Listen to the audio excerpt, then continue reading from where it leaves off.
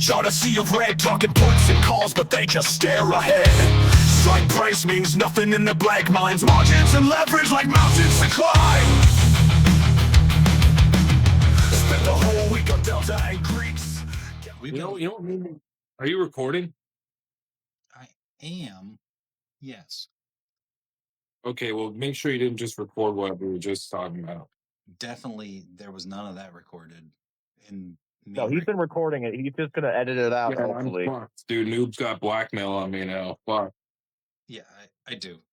So this is why you're going to pay attention and be the Exactly. you're going to be the best students ever.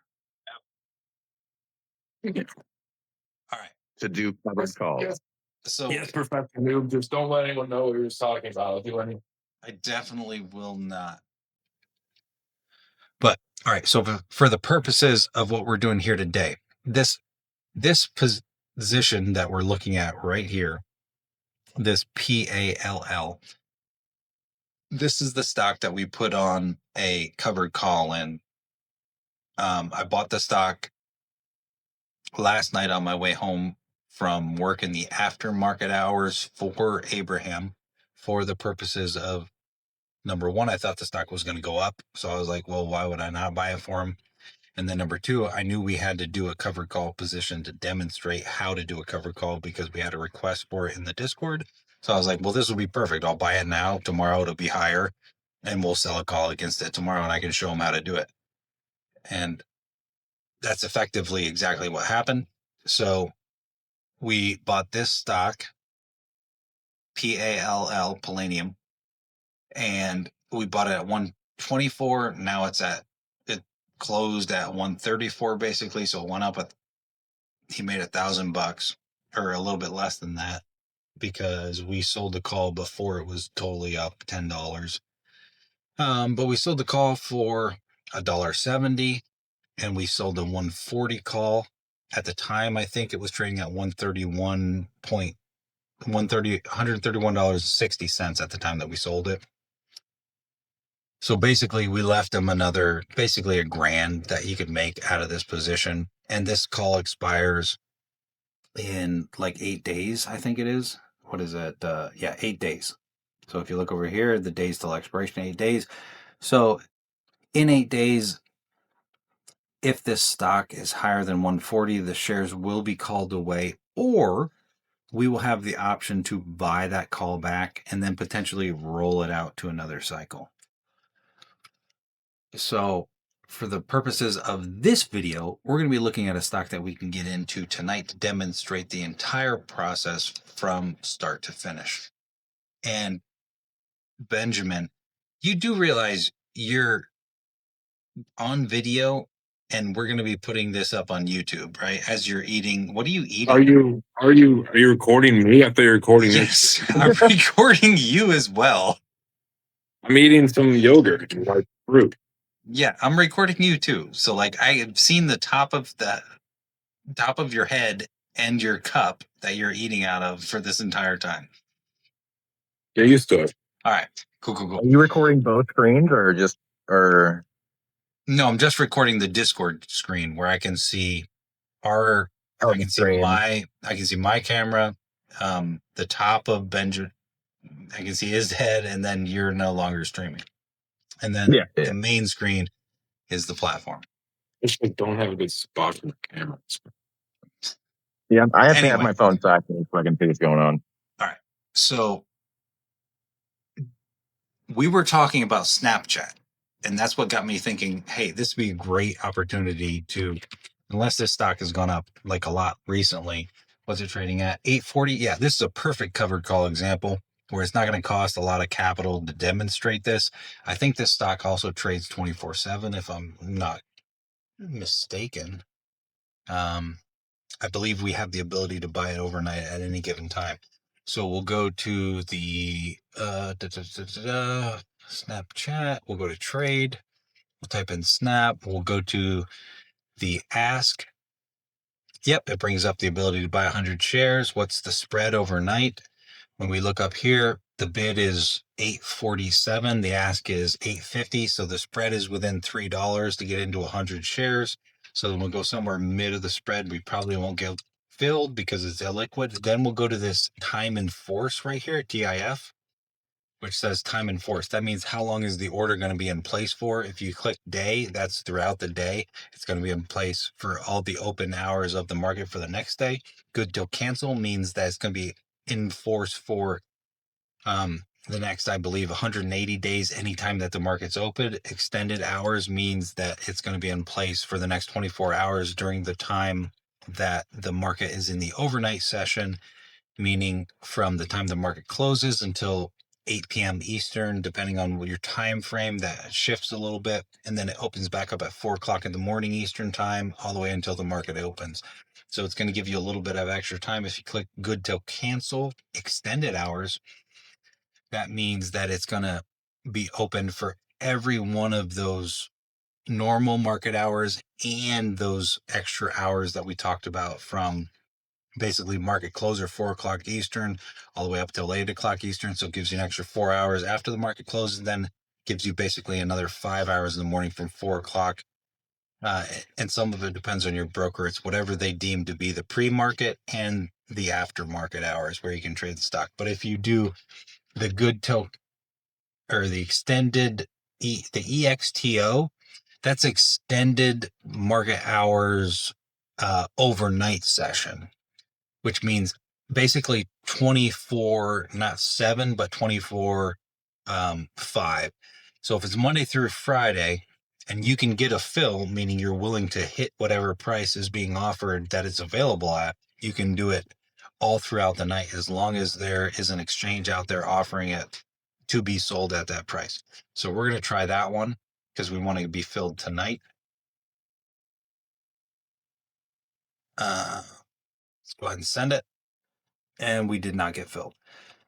So we'll go back to monitor. We'll go to working orders. Then we'll just right click on it. We'll hit cancel replace. And we're just going to tick it up to the current price, which is $2 more. And we'll hit confirm and send. And we're offering it right at the ask, so we should get filled. This gives you, so the information that you were looking for earlier, both of you, this gives you a little bit of context. So far, this is a $48,000 account that he's working with. The resulting buying power after this stock is being bought is basically 24.5. So he's using about 50% of the account right now. And honestly, like a huge percentage of that, I think 9,000 of that is in the one futures position that he has on. So really, if we discount that one, which I'm hoping we can close out of here shortly, he's not using a lot of capital in this account. A $50,000 account he has 100 shares and a $130 stock, and he's got on probably like 5 or 6 different option positions. But this just kind of serves to demonstrate, even with a less than $50,000 account, he basically still has $25,000 left in the account after this gets filled. If it gets filled, it just got filled. So you can see there the orders have been filled. And then when we go to monitor now, we're going to have a snap position where we now have 100 shares in snap. And what I was talking about is, as far as his other positions, he's got a bunch of, you can see here, he's got 1, 2, 3, 4, 5, 6, 7, 8, 9, 10, 11 positions, including this futures position. This futures position is massive for his account. Really, it's kind of irresponsible to have that big of a position on. But we were making another makeup video, and the only thing that we had available to us to demonstrate these strategies was futures. So for a covered call, the first thing you do is you buy the stock. And then the next thing you do is you basically go into the option chain of that stock. So for a snap, what we're going to do, go into the option chain. Hold on a second, Noob, if you could. Sure. Kind of getting confused here. I feel like you've just said so much, but then just said, so I bought 100 shares. Right. So like, all right. So a covered call is nothing more than owning an asset and agreeing to sell it at a higher price, or agreeing to sell it at any price for that reason. So what a call does is it gives someone else the ability to buy shares from you at a particular price. When you sell the call, you're guaranteeing their right to buy those shares from you at that price. When you're buying the call, you're getting the option to buy those shares at that price. So if we bought the shares at $8.50 and we sell a call at the $9 strike, that means we're willing to sell those 100 shares, because every contract controls 100 shares of stock, which means those 100 shares that we just bought, or $850 worth of that stock, we're willing to sell it for $900 or $9 per share. Well, how does it go for like, how do you get to where you can be, or what is it called, or like, what is the process for betting that the stock's going to go down? Like you're going to hold the stock at, I guess, a higher price and then sell it later? That's called shorting a stock or bar. All right. So in order to So do that, nothing that we do. yeah, we do that all the time. You do that more than Josh, though, correct? No, we both. No, Josh, we both they do both it. do it. They both short. They both long. It's just the opposite, right? If you're going to short something, so here, let me give you the exact opposite example of a covered call and a covered put, because a covered call is the all right, hit record. I did. We are recording. So a covered call, which is I'm buying an asset at $8.50.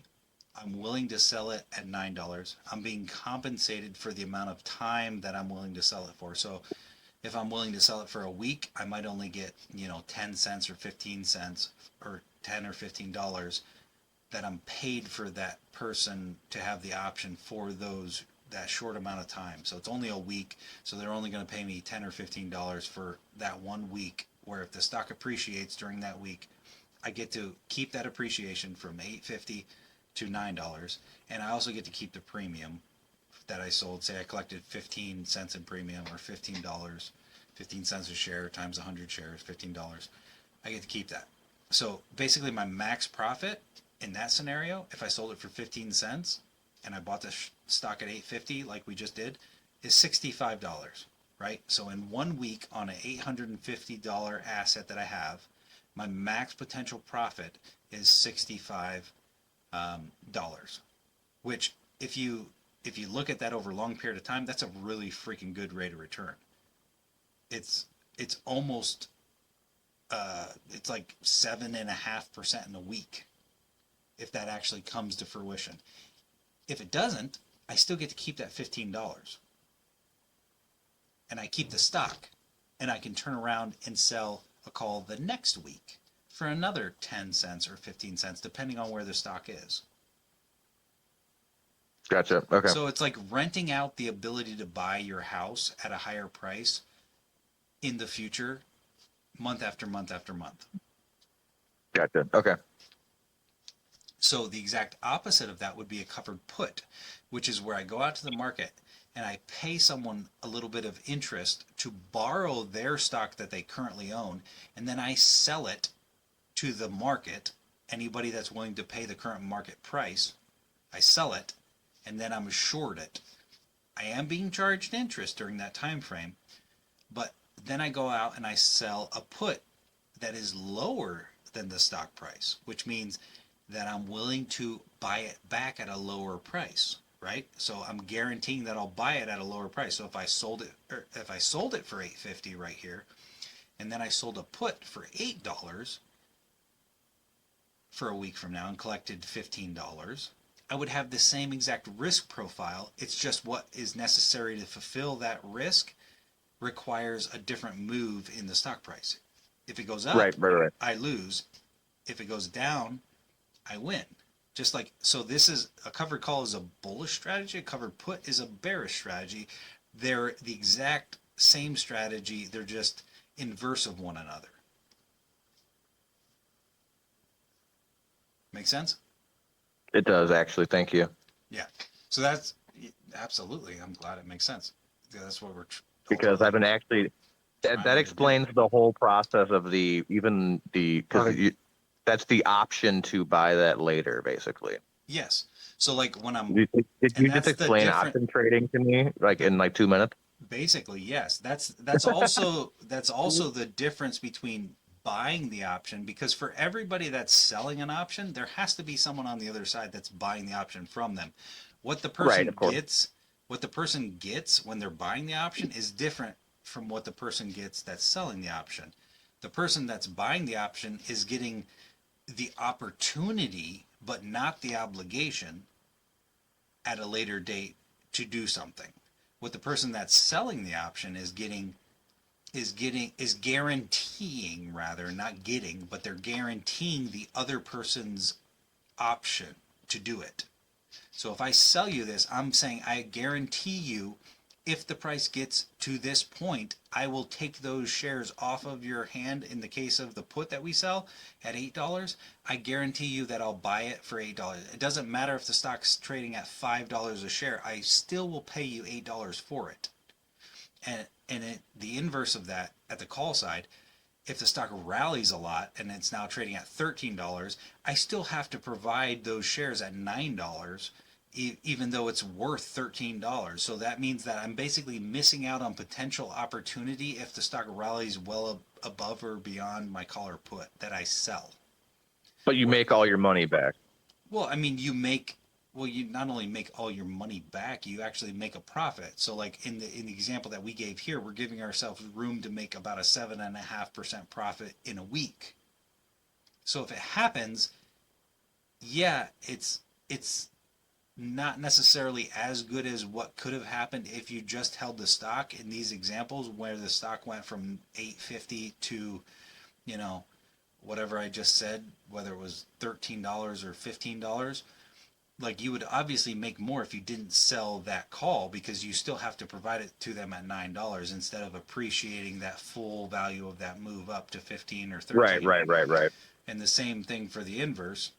If it goes down below your put, you're going to be missing out on potential. But what you're doing is basically finding some type of happy ground and then continually reducing your cost in that stock by selling premium against it, meaning you're limiting your risk or you're limiting your profit, yes. However, what we know about these stocks, when you look at them as an aggregate, when you put them all together and you basically mesh all of their statistics and how much they tend to move on a aggregate basis, that these outlier moves where you see a stock go like up 30 or 40% do not happen on a weekly or monthly basis for most stocks. So what we're trying to do is capitalize on stocks that are currently relatively expensive on the option side, which means they're priced to move, but we're trying to capitalize on the fact that they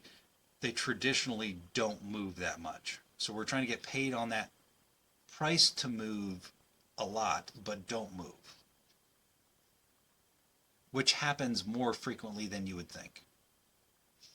All right, so now for the purposes of the call, how would we actually do this call? It's very basic. You just saw us buy this stock, 100 shares of this stock. Then all you got to do is go into your trade tab, type in snap right Well, here. don't you have to like know like from the chart, like looking at it, like, hey, I think this is going to go up or down? Right, we didn't do any of the analysis. This was simply something. This was a stock that DSB and I were talking about the other day. Is why it was fresh in my mind as an opportunity for a covered call, and and I can go and explain that opportunity right now, and basically you can kind of see the opportunity just in this chart without looking at much more than that. But I can go back even further if you want time frame from 3 years to 5 years. Okay, so what do we see right here?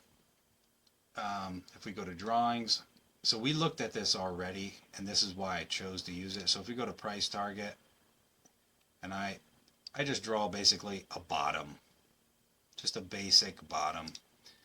That's basically the bottom over the last 5 years, right? We can agree on that? Sure, yeah. Right. Yes. So if we have this stock that went from $85 effectively down to $6. And what we've seen over the course of April of 4 years ago, 3 years ago, no, 4 years ago, from 22, yeah, April in 2022. So for the last 3 years, this thing has basically been hanging out at these levels, and we've formed a 3-year bottom here. So me, the way that I trade, I think there's more upside potential risk. I think there's more risk if this stock gets a little bit of momentum and breaks out above this massive volume structure here. You see this volume structure? This indicator is called a volume profile over here on the right hand side, and it tells you how much volume is being traded at these levels. What you can see right here, right about this $10 or $11 level, all the way on the right hand side, you can see the actual price action. Right at the azimuth of all this volume, that's going to give you an indication of where the sellers are, or at least did put, where the buyers put in all of their orders, or the most amount of orders, that when this stock rallies, they're going to be looking to get out. So that's going to create a level of resistance around the $11 mark. So if we're able to break through this, which isn't a large way to go, especially for a stock that is now getting a significant amount of volume here, right? We're noticing that this volume is increasing. So this stock is getting more and more attention. So it's either going to do one of two things. It's either going to break, in my mind, relatively hard to the upside, and then it only has to clear not only this $11 level, but if it can clear this, I think it was around the $17.50 level last time I looked at it. Yeah, 17.46 or whatever. If it can clear this level, it is clear skies up ahead. So there is no overhead supply if it can get beyond this point. There's no overhead supply. It's basically like a stock breaking out and being at all-time highs. So the upside risk in this is way, way more risky, meaning if I were going to short this, I'd be taking a lot more risk in my mind. That's just the way that I look at it. Not necessarily, like, theoretically, the risk is the same to either direction, but the upside risk, when I look at a chart like this, and I see this massive consolidation, and I know how stocks work when they go through periods of massive consolidation, and really we aren't seeing the cupping that you'd want to see for a breakout right now. But I was just trying to find a stock that was relatively cheap that I could demonstrate overnight while the market isn't open to do this. But I'm much happier taking this risk to the downside. I would gladly take this $850 loss if the stock went to zero, which is Snapchat. The company's not going away. It's a massively used company. It's just not done well on maximizing its ability to turn its users into revenue effectively, or advertisement.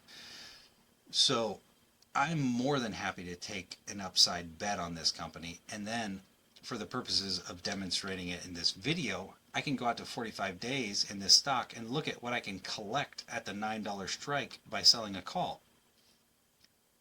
90 some dollars. So I go ahead and click that, $91. I'll just offer it at the ask right now. What's the stock doing aftermarket? I'm not good with this platform to see what stocks are doing aftermarket. It's currently trading, the bid and the ask is 47.48. So I'll take this down because it's gone down. No, 40. Last price was 43. So it's actually rallying in the aftermarket. So I'll tick it up a penny or two, and I'll get filled at the actual ask. I'll try to get filled at the ask, maybe even a penny higher than the ask. And I'll put this in, and then tomorrow when the market opens, I'll either get filled or I won't. But effectively, that demonstrates exactly what a covered call is. So for the next 45 days, I'm going to be being paid over 10% of the stock price to have the option to get out of it 50 cents higher than I bought it for. So effectively, I'm putting into place a position that if the stock rallies, I get paid 50% on my $850 over the next 45 days. Either way. Well, no. I only get to guarantee, not either way. If the stock falls more than 10%, then I end up losing money. But I'm getting this 90, if I get filled in the morning at 93 or 94 cents, whatever I just put it in at, I think it's 94 cents. Um, 94 cents. Yeah, if I get filled tomorrow at 94 cents, then I'm basically reducing my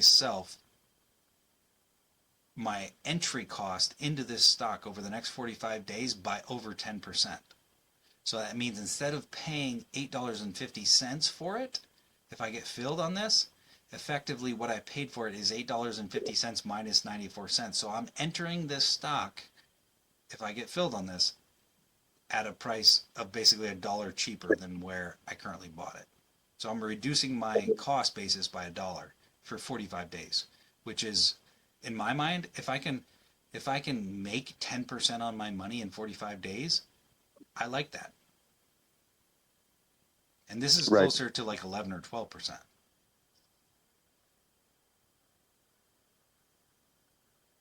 That's a covered call. So Easy. if yeah, if I wanted to be more ambitious and take on more risk, I'd sell one of these calls further out of the money, right? So I could do the same thing and sell like this $11 call, give myself another dollar to the upside. In fact, you know what? I'm actually going to do that. Cancel order, trade. I like that one better. I like to usually when I enter a position for the first time and I haven't traded this stock in a while, I like to be more aggressive with my calls, which the most aggressive that you can effectively be is like the at the money call. But this still gives me over 5% of the stock value over 45 days and gives me enough room that the stock can appreciate a whole dollar and a half basically on top of that. So effectively I'm giving myself now by doing this one the ability to lock in like 20%. I'm just going to tick this up to the mid price plus a penny. No, I'm just going to leave it at the mid price. Confirm and send that. So that gives me, now if I sell this at, let's do a little test of learning here. If I sell this at 65 cents, I bought the stock at 8.50. What's the most money that I can make if my strike is the $10 strike?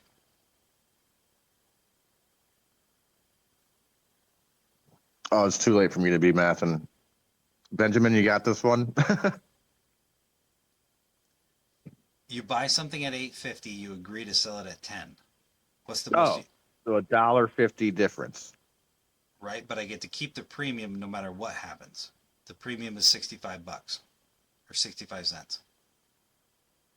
Right. Okay. So So you make the $65 on top of the extra. yes, What is that in relation the to? $1.50 plus the 65 cents. So you're talking $2.15. So on an $8 stock or $8.50 stock, now we're making over 20% in 45 days if this thing Right. rallies. Yeah. And if What it happens if it doesn't, rallies sooner and then it goes up like crazy, like way past like to like $20 or $30 or something crazy? then you're missing out on future potential opportunity. Yes. Gotcha. Because you have to sell that call at $9 or $10. You have to sell those shares to the person that owns that call. We are selling this call right now, but they're getting the right to buy those shares at that price. So if it's $15 in 45 days from now, I still have to turn around and sell it to them at 10, which means they turn their 65 cents that they pay me into $5. Right. That's it. You just learn covered calls and you basically also learned options in general. I think that was a lot easier than the covered calls part. The whole thing just is like, it's just how it works. That's how calls Right. work in relationship to stocks. And you can choose to use them with stocks or you can just trade them without stocks. You don't even have to own the stock in order to sell that call.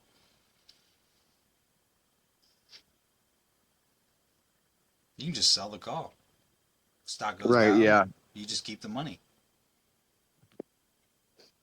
Now, to sell an option I'm sorry, just to do a call or a put, do you have to do the same like 100 share thing, or can it be any amount of shares? You don't have to have any shares. You can sell the call or the put without owning the shares. All we're doing by buying the shares is eliminating risk to one side and creating a bullish strategy. So like there's no Gotcha. longer risk to the upside. If I sell the call and I don't have the shares and the stock goes to 15, well, guess what? That means that I collected 65 cents, but now I have to go out and buy the stock at the market price of $15 a share and then turn around and sell it that same time where he executes that contract back to him at $10. So I go buy something for 15 and sell it to him for 10. That's not a good deal. Right. And I only get to keep 65 cents for doing that transaction. So basically I lose, $435.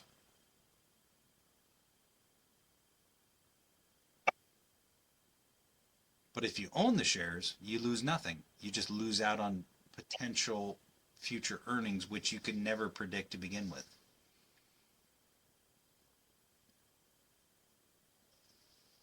All right, that's it. I gotta cut this. Thank you for joining the after hours late night noobs explanation of what a covered call is. Ideally, this would have been done in the video session that we recorded today, but we ran into technical difficulties. So thank you for dealing with these buffoons instead of my son, and hopefully you find that helpful. Peace. Oh, don't forget to like and subscribe and all that other bullcrap. Can't you see the candles rise and fall? Risk and reward, it's a game of all or no. Options open, futures closed, eyes blind. Frustrated fathers dream in the stock grind.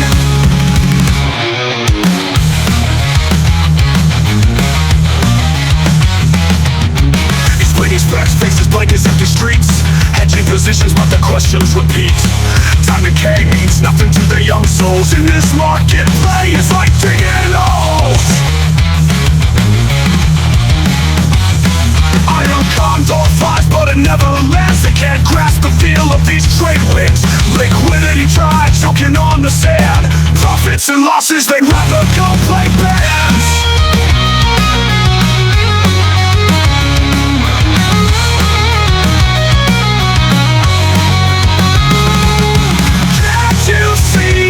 Candles rise and fall. Risk and reward, it's a game of all or no. Options open, futures closed, eyes blind. Frustrated fathers dream in the stock grind.